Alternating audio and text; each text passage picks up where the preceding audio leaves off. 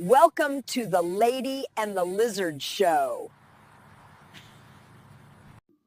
Welcome to the Lady and the Lizard Show. And we're here with the jolly good news. Bad news out there? Not tonight. December 10th, 2025. A boy sent to a nativity play as Elvis instead of an elf. A holiday mix-up turned into a hit when a boy showed up in an Elvis costume instead of an elf outfit at his school's Christmas nativity show and ended up stealing the spotlight with his rock and roll version of the holiday. Mm-hmm. What do you think? That sounds fantastic. Well, Elvis, I know he did some Christmas movies, and, if a kid walked in as Elvis, I would say that I'd be very impressed. Honestly, it would make Christmas better for me. Yeah. Moving on, let's see. Extinct, December 10th, 2025, extinct oryx. Do you know what an oryx is? O-R-Y-X. Thriving in Sahara thanks to breeding. Get your phone out. Find out what an oryx is. An animal once extinct, declared extinct in the wild, a graceful oryx is now thriving again in the Sahara thanks to decades of careful captive breeding and reintroduction efforts showing conservation can truly work. Now, I don't know about you, but do you know what an oryx is? We're learning things tonight on the Lady and the Lizard Show. It just sounds large. Look it up on the phone. Oh, you need a phone to do that, don't you? I guess you can't do that. All right.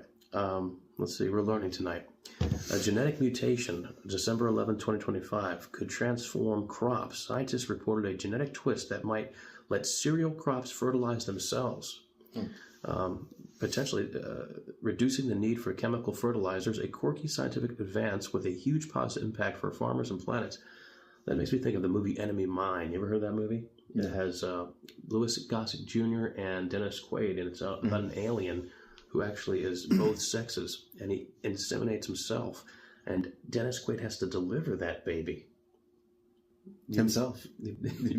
He has to tear open the guy's stomach, and he's like, "You must open me." A baby sea otter reunited with mom after rescue. Raccoon's drunken liquor store adventure. Now that sounds cool. Mm-hmm. Okay, a raccoon in Virginia made headlines after going on what reporters called a drunken rampage in a liquor store and then passing out in the bathroom. Bizarre and oddly adorable wildlife antics. You know what's happening in High Point recently? When I was a kid growing up in High Point, there were not deer carcasses all over the streets in 311 and so forth in Westchester and Eastchester. You drive down Westchester and Eastchester now, you're going to hit a deer if you're not careful. If you're not praying your prayers to the Lord Jesus Christ, you'll get hit by a deer. That's how you're going to die. Mm-hmm. Okay? But I bring it up December 1st, 2025, a runaway deer sparks rescue in the UK. A reindeer that bolted through a UK town triggered an emergency response, and afterwards everyone had a laugh as the festive creature safely made its way back home, embodying the holiday spirit. Huh. Do you eat deer? Do you like deer? Yes. You ever had deer jerky? No. In Texas, there was a lot of deer jerky. Amazing shit there. I'm sorry for saying the word shit. Okay, so this seems how shit happens. This happens to do all with animals. So we're going to go into the next one here. Okay, airman surprises siblings with early Christmas return. December 11, 2025, Stacey Garrett captured a heartwarming moment on TikTok when her eldest son, a U.S. airman, returned home unexpectedly from deployment. The surprise unfolded as he walked through the door, greeting his younger siblings with hugs and an early holiday gift. Okay. Miracle baby born. Does that sound familiar for Christmas? Miracle baby born after rare ectopic pregnancy. What's an is that like Ghostbusters? Like ectoplasm was involved? The ghost babies. Parents Susie and Andrew Lopez welcome their son Ryu, like from Street Fighter, after a high-risk abdominal ectopic pregnancy, a procedure that saved both lives. Doctors described the birth as a medical marvel, given the usual dangers of ectopic pregnancies. The family story was on Good Morning America, inspired hope for others facing fertility challenges. Mm-hmm. This is good. Anybody out there ever see the movie The World's Greatest Showman? No. 'Cause you're dreaming with your eyes wide open. Never seen it. A million dreams. Okay, so Hugh Jackman surprises high school choir. Imagine you're sitting there bored out of your mind, choir class, you're checking out the girls maybe, and then Hugh Jackman walks in. Actor Hugh Jackman made an unannounced visit to Milwaukee, the good land, High School of Arts, delighting the choir students with his presence. Known for roles in The Greatest Showman and The Music Man, he joined, also X-Men, for those of you who are stupid, joined in the rehearsals and shared encouraging words. Like, you're dreaming with your eyes wide open. Okay. The surprise boosted morale. Like, you thought about maybe killing yourself that day, but Hugh Jackman walks in? You know, Would that have turned your life around, Brady? it would have. He's not even in the shot. Get him in the shot. The camera is tiny. Okay. Why does his name feel so dirty for some reason? Hugh Jackman? Yeah, Hugh Jackman. I don't know. Hugh Jackman? It's because you're dirty. Okay. I have a shower Retired now. cop on December 6, 2025. Retired cop launches mobile laundry for the homeless.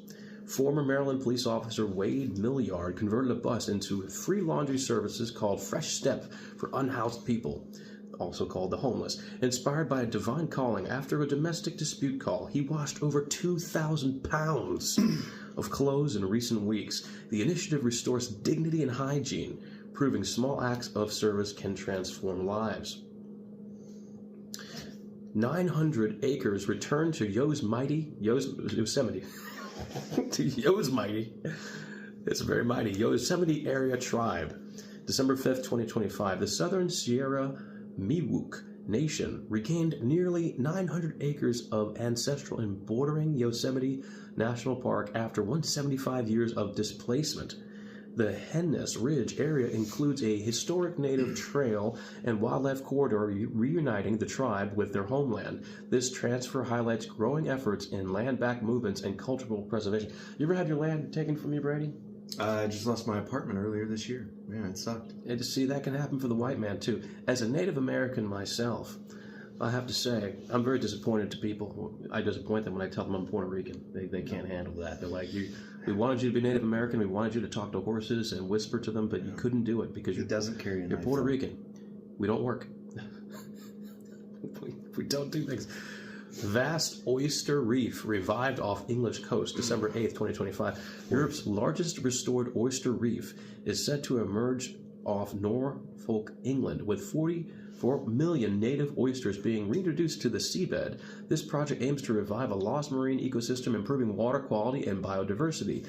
It demonstrates how targeted conservation can heal coastal environments for future generations. Now, oysters are definitely good for men. They're good for testosterone. So I'd say this is good, jolly good news. This is jolly good news. So I guess that would be the news. Let's do this. Let's ask ChatGPT for the actually I'm on Grok right now. Give me the craziest news story in the past year that blew people's minds and warmed their cockles. Okay, guys, last one, and this is the first episode of the Jolly Good News. You go that way. The Jolly Good News. The other way. The Jolly Good News. You got to put your fist in it. The Jolly Good News. The other way. The Jolly Good News. The Lady and the Lizard here at our first show. We're going to be talking about a lot of things, actually. We had a syllabus. Pass me the syllabus, Brady. Syllabus. Brady the Lady. Eric the Lizard here. Okay, also known as Wild Eric. Okay, we're going to be talking next. Our next feature on the show tonight in the podcast is self-help and the autobiography of the night, which is going to be, I think, Patrick Stewart. But the Jolly Good News has one last story. The crazy, most mind-blowing, heartwarming story of 2025, the Glacial Time Capsule, a man's 28-year journey from feud to frozen miracle. Date, August 6, 2025. In the rugged Swiss Alps, a story unfolded that felt ripped from a fantasy novel. A man fleeing a family dispute on horseback in 1997 tumbled into a hidden crevasse, vanishing without a trace, brother. His brother searched desperately, but found only echoes, and the case went cold until climate change, in one of its rare silver linings, melted the glacier just enough to reveal him 28 years later. Was he alive? Hell no. Perfectly preserved, though, like a living statue in ice, rescuers stunned extracted the still-breathing hiker. Still breathing? What? Are you hearing this? He's still alive 28 years later? Hey, well, you know, he better be breathing if he's still alive. But he's 20 years later. Rescued, stunned, extracted the still-breathing hiker who awoke disoriented but alive, whispering in disbelief about a feud, but now seemed like an ancient history. What blew minds globally wasn't just the sheer improbability, a human body enduring sub-zero temps for nearly 3 decades without decay, defying biology, but the poetic irony of global warming acting as an unwitting hero, unlocking a frozen secret from the past. Scientists marveled at the time capsule effect. The crevasse's unique microclimate, sealed by shifting ice, has essentially mummified him in a protective cocoon, slowing the cellular decay to a crawl. Viral videos of his extraction. Do you believe this? I'm sorry, I'm going to call bullcrap. I don't believe it. Crapola. Viral videos of his extraction racked up billions of views, sparking debates of cryonics, climate, double-edged sword, and human resilience, while ethicists pondered if nature had granted a second chance or an eerie warning. Yet amid the astonishment, the heartwarming core melted. Even the iciest cynics reunited with his now elderly brother after decades of grief. The two shared a tearful embrace that bridged lost years in minutes. The survivor, now 52, learned of smartphones, streaming, and a world forever changed, but said his brother's unchanged smile was the real miracle. This story has to be garbage. Time froze me, but love kept us warm. Communities worldwide rallied with donations for its discovery. Thanks, Brady. Turning a personal tragedy into a global toast to forgiveness, proving that even in chaos, stories of improbable survival and unbreakable bonds can thaw the coldest hearts. Okay. What was this man's name? Hugh Jackman. It was Hugh Jackman. His name was Nasiruddin, also known as Hadjo. Okay, let's find out. Nasiruddin Hadjo, survivor of frozen ice for 30 years. Is it true? It just says, don't be dumb. Right, don't be an idiot. Okay. The story of a man named Radu Hadjo being found as a living survivor of frozen ice for 30 years by NASA is not true. And that was the jolly good news for tonight by the Lady and the Lizard. First episode. Tune in for more for our self-help section, our live music section, our movie section. We're announcing our first movie company. It's called 80s Cheese. It's going to be movies in the vein of Bloodsport, Ninja Turtles 1989. And then we're going to have a section where we're going to tell bedtime stories called The Sleepwalker's Lounge, and we're going to maybe close with a good scripture, something like that. But that is the first episode, so thanks for joining us, and make sure you click that subscribe button and follow us for more madness, yeah!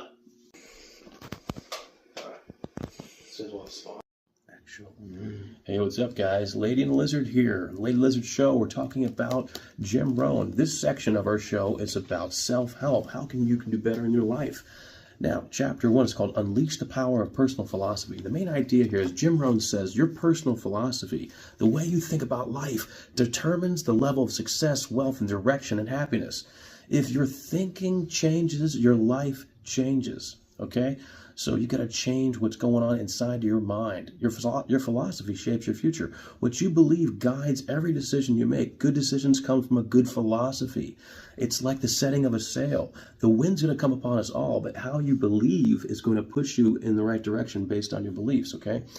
Good decisions come from that good philosophy. Poor decisions come from a poor philosophy. Success is not something you chase. It is something you attract by the person you become. Okay? Results come from consistent choices. I know it's hard to be consistent. There are days where I drink or I'm smoking, but we have to set these things in motion with our philosophy. Jim Rohn explains that life is shaped by small daily habits and choices, not by rare big moments. If you change your thinking even slightly, your results can change dramatically over time. Okay? So it's like if you're on a journey, and you're just go deviate an inch, you'll lose miles. Now, don't rely on luck. Rely on discipline. I've heard it said before that motivation's actually garbage. It comes down to what can you do when you are disciplined to do it, even when you don't want to. What I do is when I get off work, I always go to the gym. If I work, I go to the gym. Some days I don't go to the gym, but if I work, I always go. That's a good habit. Are you in the gym these days? Yes. What kind of habits are going on in your life? Wake up, work, gym, sleep. Now look, your philosophy, where does it come from? It's built from multiple influences. Jim Rohn lists where we get our philosophy from. We get it from teachers, okay? We get it from parents, news, media, culture, books, personal experiences. Some influences help us and some harm us, okay? Somebody could be your best friend, but if they put a little bit of strychnine in your coffee, you're going to die, bro, okay? We must choose what we allow into our mind. Stand at the gates of your mind, being careful who you let into your life. Never underestimate the power of just a little bit of influence, you know? If you don't shape your philosophy, guess what? Someone else will. And what do they have planned for you? Not much, brother. Okay? If you don't take control of your thinking, you'll drift. People who drift often end up stressed, broke, and directionless. Okay? I'm even starting to put away from the long run, maybe put it in an annuity. I don't know. But we have to get these things down. Okay? You must review and correct your philosophy. Stop every so often and ask, is my thinking working for me or against me? If your beliefs cause poor results, update them. Jim Rohn says, call this life change through philosophy change. Now, success is predictable. Success leaves clues, okay? Read, listen, learn from successful people. You're cruising down the road, don't always listen to Motley Crue and Bruce Springsteen. Put on, something that's going to benefit your philosophy, because ultimately that's your toolkit. You're going through a panic attack, you're going through a bad time, you're going to start asking yourself questions. And if all you have inside your brain is dumb answers, you got to have the right answers, okay? Ask the right questions, and ask a better question, and you'll have better choices made. Anyone can change their philosophy, and therefore, go ahead, Brady. He does say to start listening to motivational cassettes today. Well, listen, cassettes are, of course, ancient now. But you got them, listen to them. But put on something, a podcast that elevates your life. I mean, he also does say even a bad person can start reading a good book. Even a bad person can start reading a good book. That's it. Anyone can change their philosophy and therefore change their life. Your income, your relationships, and happiness follow your philosophy like a shadow. Now, in Chapter 1, Jim Rohn teaches that your personal philosophy, and this is wrapping it up, your mindset and beliefs is the foundation of all success. Your daily choices, disciplines, and thinking patterns create your results. If you change your philosophy by learning, evaluating your beliefs, and intentionally choosing positive influences, okay, get rid of the rat nasties, okay, you will naturally begin attracting wealth, opportunity, and happiness, better looking women. Success becomes predictable once you take control of your philosophy.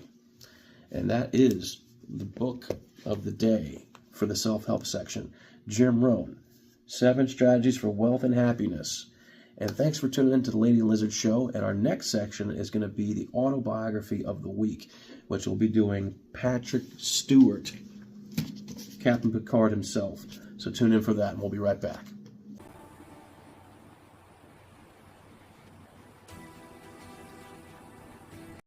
My friends call me Patrick. You may call me Mr. Stewart.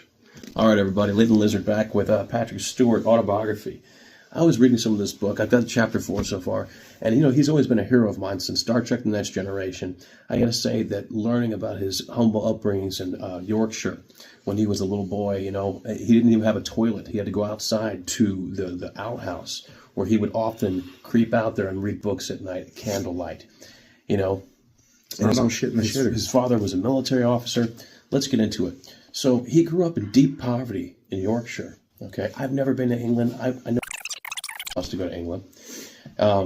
His childhood was cold, cramped. He lacked the basic comforts, and this was shaping his resilience and his work ethic. His father was a WW2 veteran with PTSD. And Stewart, he opens up about his father. He says he was emotionally volatile, the discipline, the trauma, which both influenced the tension in his home, and Patrick later, the advocacy of work. Now, I'm just reading from ChatGPT, so I'm not doing the best here. But anyway, he had a loving mother, encouraging and hardworking. She supported Patrick's imagination, reading, and dreams, and became a major emotional anchor in his life. He discovered storytelling through school and reading. Books and teachers helped him escape the stress at home and sparked his fascination with language. A teacher recognized his talent and pushed him towards acting. A single mentor changed his trajectory by insisting he had a natural stage presence and should pursue drama. I would like to quick quote from this book real quick. Got a quote from the book? Cucumber soup. You are as cool as cucumber fucking soup. Thanks for using the F word. Appreciate that. No, sorry. But the thing is, I was jealous because he had, people encouraging him. I always wanted to be an actor. I trained as an actor for 2 years in Vegas, and now we're getting to the film company. But I'm jealous. I wish there were the programs. I grew up in schools that didn't have much of an acting program. I had to just goof off with my friends, and that was my acting. And I chose to become a musician first, and now I'm getting into acting later in life. But back to Patrick. Bullying and class struggle shaped him. Stewart describes being mocked for his working class background and for pursuing something as strange as acting. But he didn't get straight to it. In fact, he didn't believe that acting was a good thing for him. This is me speaking, not ChatGPT. He actually was working for a newspaper for a while. At a very young age, at 15, he got a job through some connections. And he just kept shirking his work because he was doing plays on the side. And then one day they interfered with his newspaper job and they made him choose, and he chose acting. And luckily he got accepted to a really great school.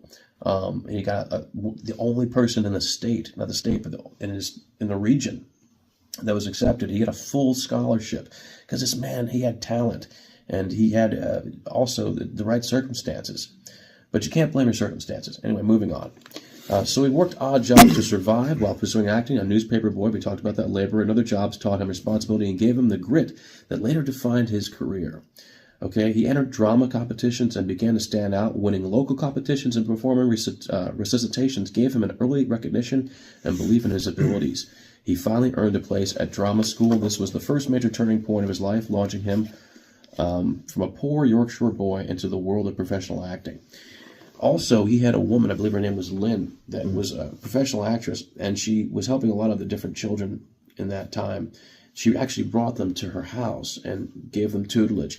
And it's something that was interesting that stuck out to me because I love ghost stories. Patrick said when he was sleeping over there, he was like 15 years old, and other people were there, of course. He actually saw spirits, like in the form of mist, coming out of the wall, coming out of a painting. And he asked the woman, he's like, have you seen these things? She's like, actually, Patrick, I have. They followed us from another house. And she actually said that she was the spirit of a little girl would appear. And she would guide her across the house, and then she would disappear.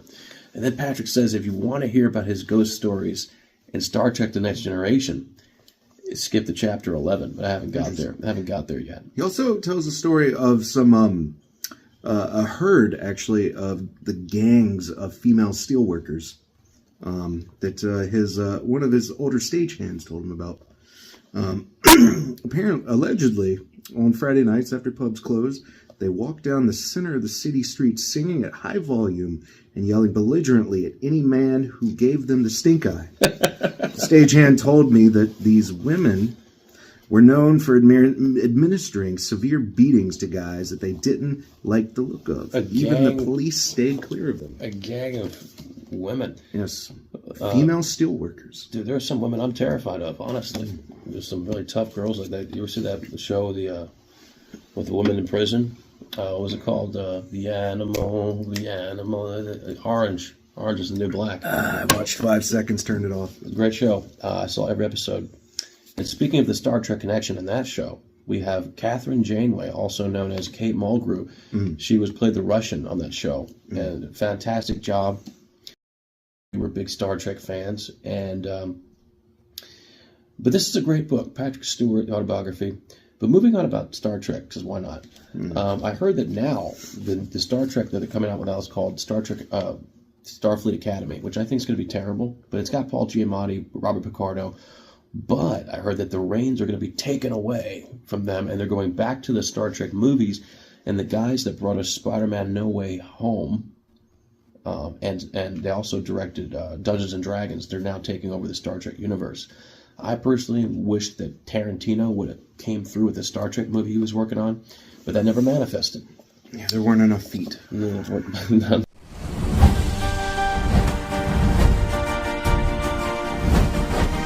Feet.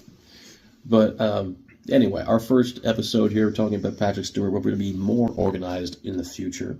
But we are the Lady and the Lizard. This is our show.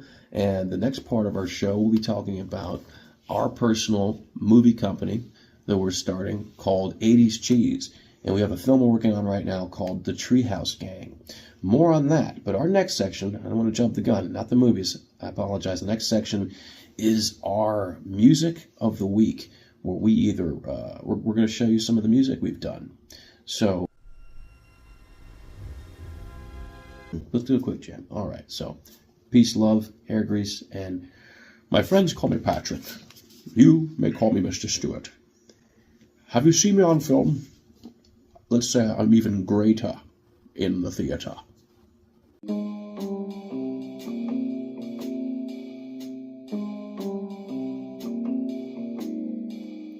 Ocean breezes and your eyes are taking me down to secret love, and I whisper in your ears, baby, I need you to be emotionally available. You came in like a storm and left me dry, left me longing in the night. Oh, so far away you live. You've got your own blues, you got your own moves, scarred history, and your car broke down, and you took a long walk away, and you came to me with gifts of mystery. I always wanted the girl from the movie. I always wanted sweet matrimony. I wanted you to be the breeze in my movie. And sometimes I hear that whisper, hallucination. I know that all the jokes I made you laugh and made you curious. And now the balcony is lonely. It's the eternity test taking me away. The bed is cold, the bed's a sin. The bed is where we begin, and I know I need to turn away. I need to run a brand new day. Why is it Christmas time alone again? Why did I get through the 20s and 30s without love? Las Vegas, Texas storm, but I get by. He said to me, my old friend Everett, Maldonado, you get it. Maldonado, you get it. He was born of people that didn't know art, and he didn't like the rudeness. Taking a walk through memory lane, and I drove a taxi in the mean streets of Las Vegas, and let me tell you, you could meet your friends at 3 a.m. and sometimes you'd meet Sarah Brightman. I had a girlfriend once, and she came into my apartment, and she saw a poster on the wall of Sarah Brightman, and she said, "Who's that woman on your wall?" And I said, "Baby, it's okay." Till one day, at 3 a.m., Sarah walked into me at a sushi bar. I said, "I saw you in LA, and it was great." I was terrified. You never know when your favorite celebrity may walk into your face. And so she sits down after I make a fool. But who should come walking through the door? Where's my girl? And she saw Sarah and said, "Oh my God, is that the woman on your wall?" And it was crazy stories.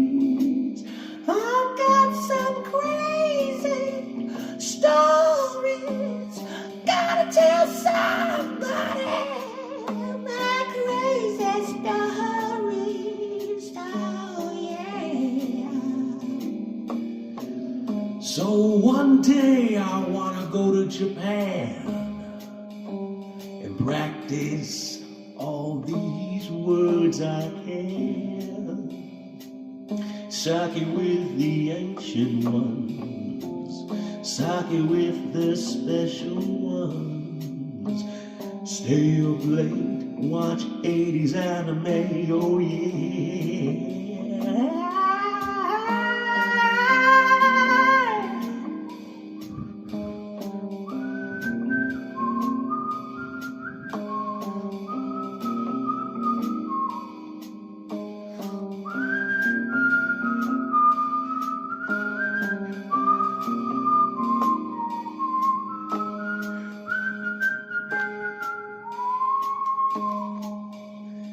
And that was the Lady and the Lizard Jam for the night. Moving on, in our next section, we're going to be talking about our film company, 80s Cheese. So stay tuned with the Lady and the Lizard show. Knock yourself out, baby. I am the Lizard, and you watching Archie and the Lady and the Lizard Show. Hey, welcome back, Lady and the Lizard. Now we're talking about our film company. We're filmmakers now. The name of the film production company is called 80s Cheese. And our first movie is called The Treehouse Gang. And what it is a story about these kids in a mountain town that had little gangs. It was actually the rich kids versus the poor kids. The rich kids had a gang called the Treehouse Gang, where the poor kids had a gang called the Bloody Wolves. Well, what you find out is there's secrets that happen, and bad things happen, and revenge is on the way. But the revenge happens 25 years later when they're all old men, kind of like we are. And it's Speak for yourself. it's in the vein of Bloodsport. It's in the vein of 1989 Turtles. It's in the vein of Chuck Norris, the Texas Ranger. You know, so we're really getting started. You'll be able to tune in. We're actually shooting some B-roll next week in Reidsville, North Carolina. And we're going to be doing the movie takes place during Christmas time. It's about gang warfare. It's about friends sticking together. It's about friends beating the shit out of each other because they have problems with each other, man. So it's going to be a wild thing. We're also going to make the first movie that not only has 80s cheese martial arts like Jean-Claude Van Damme, Steven Seagal, but it's going to have music. Steven Seagal's a rock musician too. Check out his songs. So this is going to be putting our talents of acting, music together, and we're going to have all our friends. We have blues musicians that are going to be in it. We have singers that are beyond imagination, and the martial arts skills of our friends. And we have a Krav Maga instructor who's going to be in the film as a priest, Catholic priest that knows Kung Fu. We're going to have a character known as the Franz, where he's got a brass knuckle with spikes out of it, man. And he just rips apart people's faces.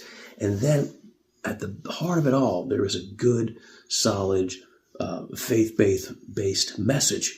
You know, not too overt, but it's there, man, because I believe it's important.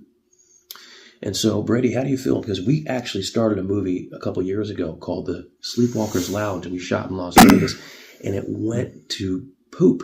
Bad things happened on the set, and we had to kind of throw in the towel. But we're back after a couple years.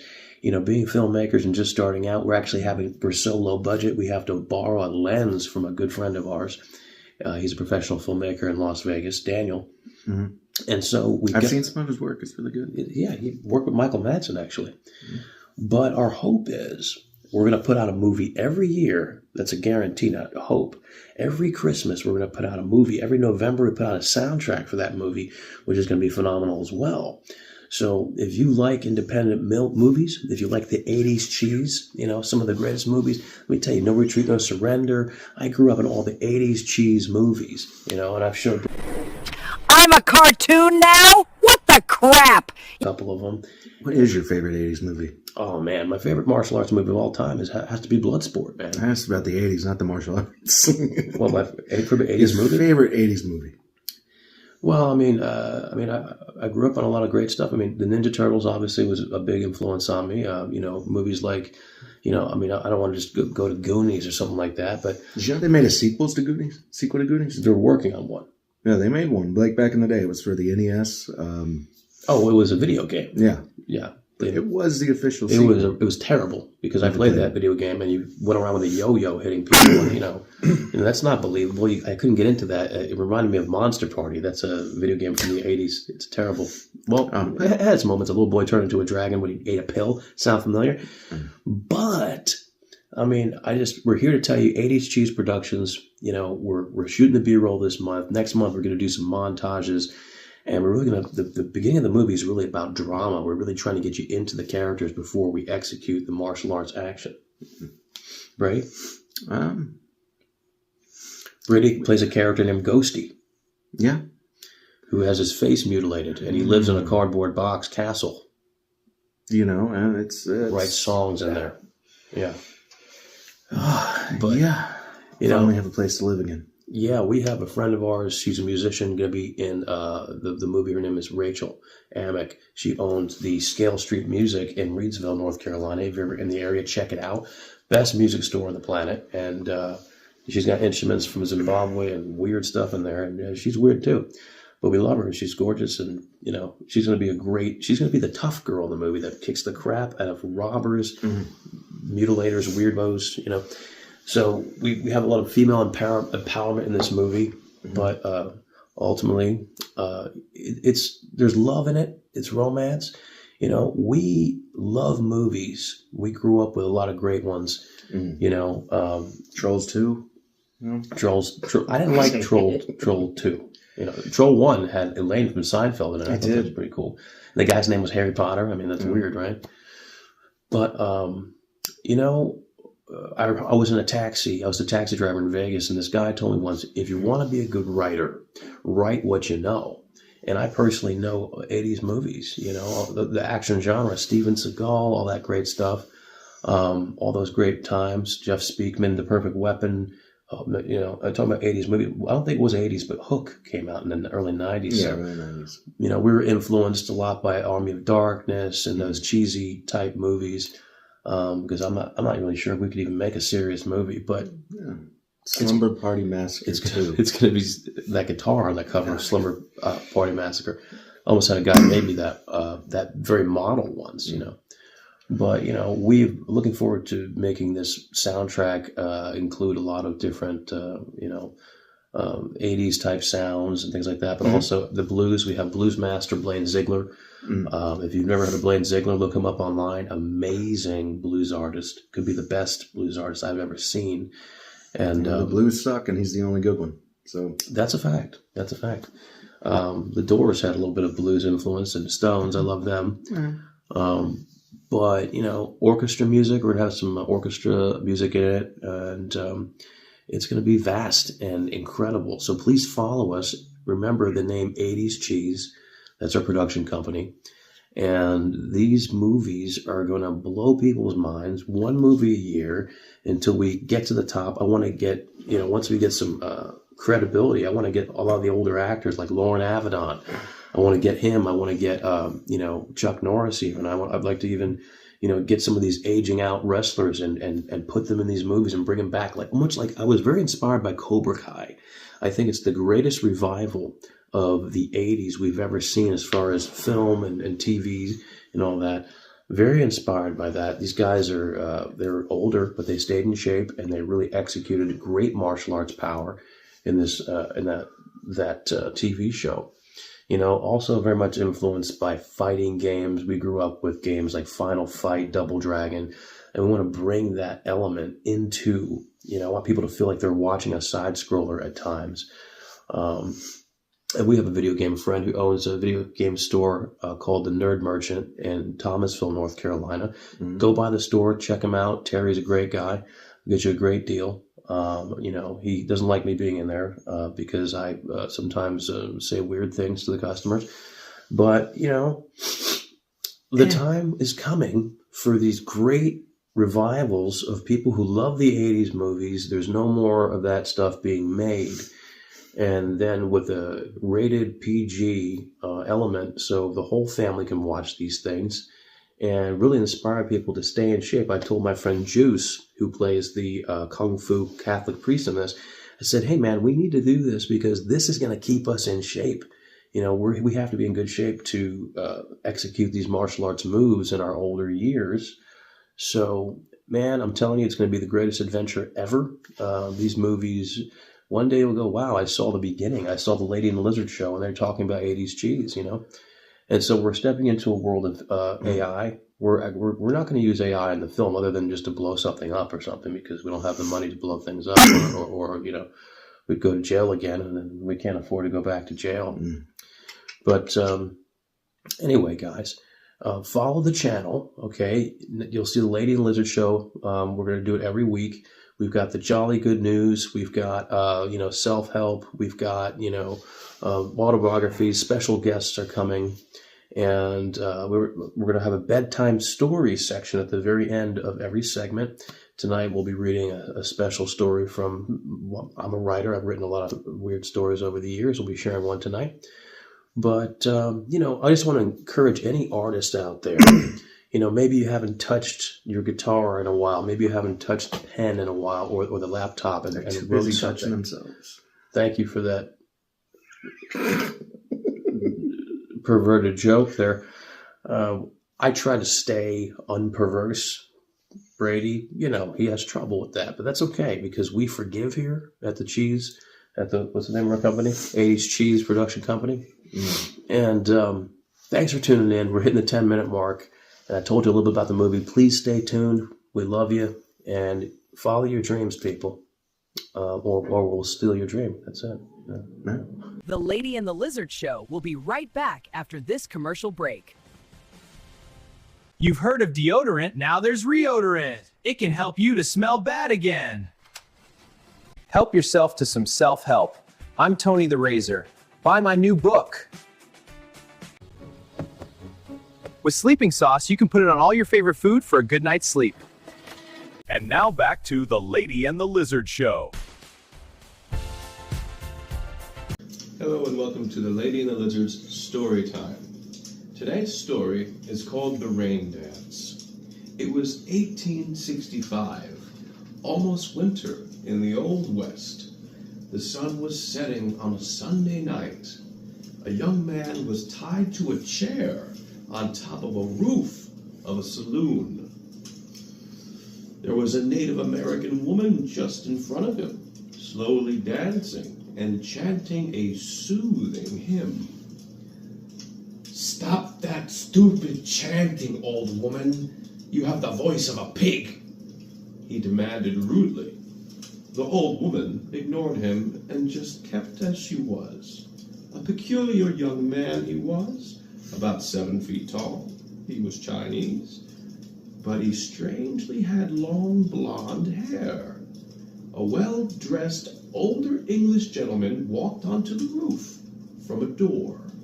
He lit a cigarette and stared at the tall young man in the chair. "Sherilyn Walker, I believe you know her name," the gentleman said, sipping a glass of scotch. "She was the most beautiful girl I've ever seen," the Asian blonde man said. "You think she went over to the next town to see her family?" "How would I know? I only mention it because I saw you two walk home together and pass by the saloon every day back when you were in high school." "Excuse me, Arthur." A Mexican man walked onto the roof wearing bartender attire. "What is it, Diego?" "The saloon is shut down now. All the glasses and chairs are put away and I locked the doors." "Thank you," Arthur replied. "He sure got some long hair, don't he?" Diego remarked about the young man tied to the chair. "You want me to go home now, Jefe?" "No, Diego, stay. In fact, go fetch me my Bible." "Oh yeah, almost forgot. It's Sunday night." "Yes, Diego, it's Sunday night," Arthur said, handing Diego a cigarette and lighting it for him. "Why do you have me tied here, old man?" demanded the young man. Arthur laughed. Why don't you tell me where Sherilyn Walker is?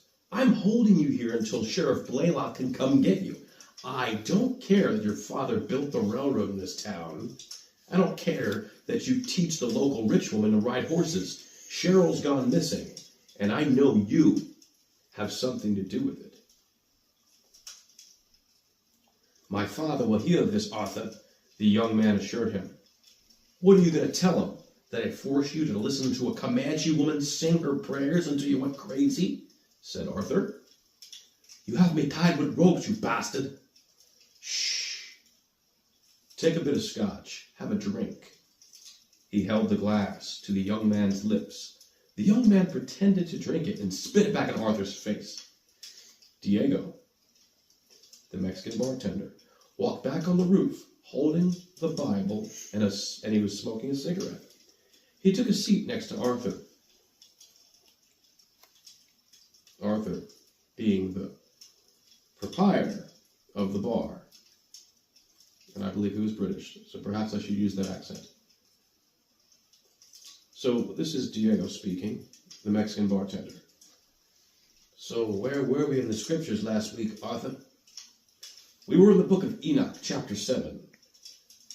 That book has been removed from the Bible. How did you find it? Interrupted the young man. Now that's the young Asian man with the long blonde hair, who was 7 feet tall.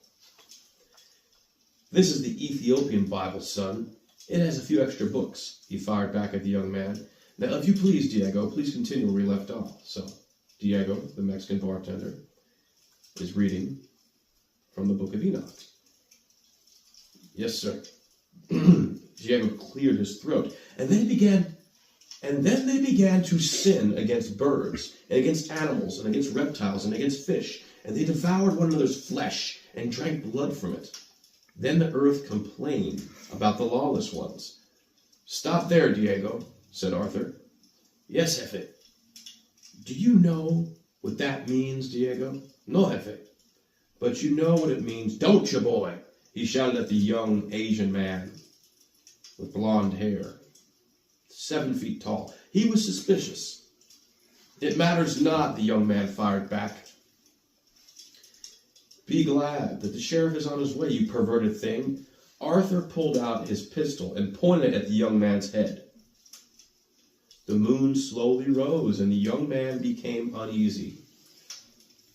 No, it's too late. The night is here. You must let me go. The young man shook his head to and fro. You don't understand. My mother will worry. This isn't about your mother, Arthur whispered. This isn't about your mother. This isn't about your mother. The young man began to frantically rock back and forth in his chair. No, Lucius, no, it's rising. Don't you see? It's too beautiful to bear. Beautiful! I must get to it. I must get to it. Release me now. It's calling me. The young man began to fixate on the moonlit sky. What's he saying?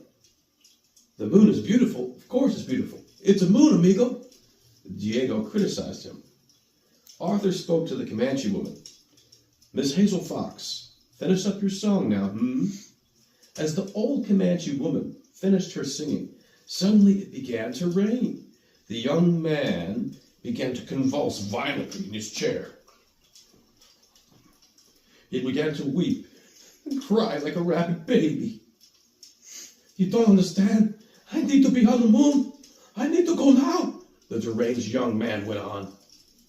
Amigo, it sounds like you're already on it. Calm the hell down, instructed Diego. Arthur, the bartender, speaks now.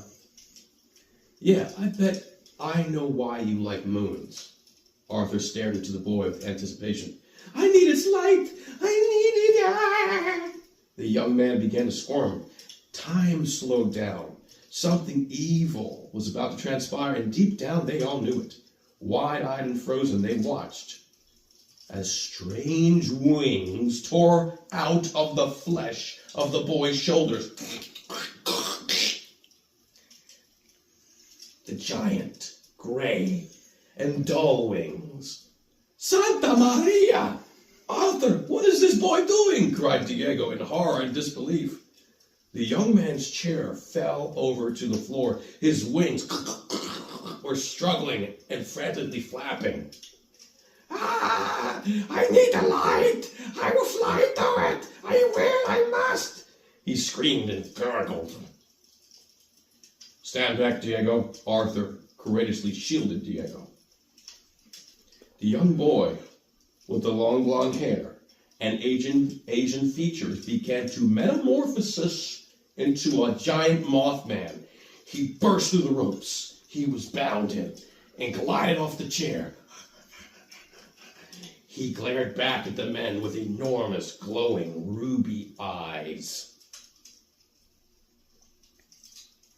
I am the light! I am the light! I am the light! The giant Mothman screamed loudly as he flapped his wings fast and prepared to fly. And then Arthur screamed out, "Now, Mrs. Hazel Fox!" commanded Arthur to the Comanche woman. Immediately, Miss Hazel Fox raised her hands to the sky, and suddenly a lightning bolt shot from a dark cloud in the sky and electrocuted the Mothman. He let out a shriek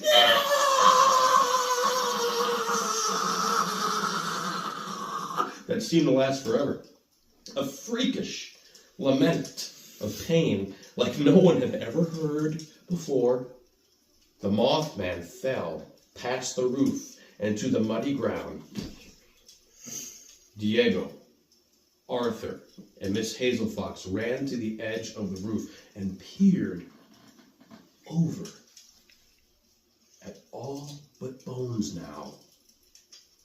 The Mothman lay in the mud. Arthur? Yes, Diego. Did you know this pendejo was a giant moth the whole time? Asked Diego, emotionless. No, sighed Arthur. I had suspicions he may be a werewolf. This was definitely a surprise. Are giant Mothmen in the Bible? Not in the King James version, they're not. We might need to switch to that one. Good suggestion, Diego. Thank you. Too much rain. Let's go inside, said Mrs. Hazel Fox. And that was the rain dance. I got the accents a little off, but some people might think it's racist, but there was diversity in those characters. I haven't edited this thing, but that was the Lady and the Lizard story time. Hopefully we won't get too many viewers on the first story. Anyway, to put things in short, what you had there was a Nephilim, a Mothman, disguised as a 7-foot Chinaman with long blonde hair. They had him strapped to a chair on top of a saloon. And as the lady was singing hymns, she's Native American, she brought the rain dance, and the rain dance brought the lightning. Because you see, the giant moth is attracted to light, and he was attracted to the moon. It made him change in the same way that a werewolf changes, but he changed into a giant moth. And Arthur, the proprietor of the bar, he thought he was a werewolf the whole time, but a giant moth. So you never know what these Nephilims are going to do. And I guess that's ultimately the moral of the story. So I hope you enjoyed story time here at the Lady and the Lizard Show. Don't show this to anyone. Next time on The Lady and the Lizard Show. I don't know. We haven't filmed it yet, but it'll be groovy.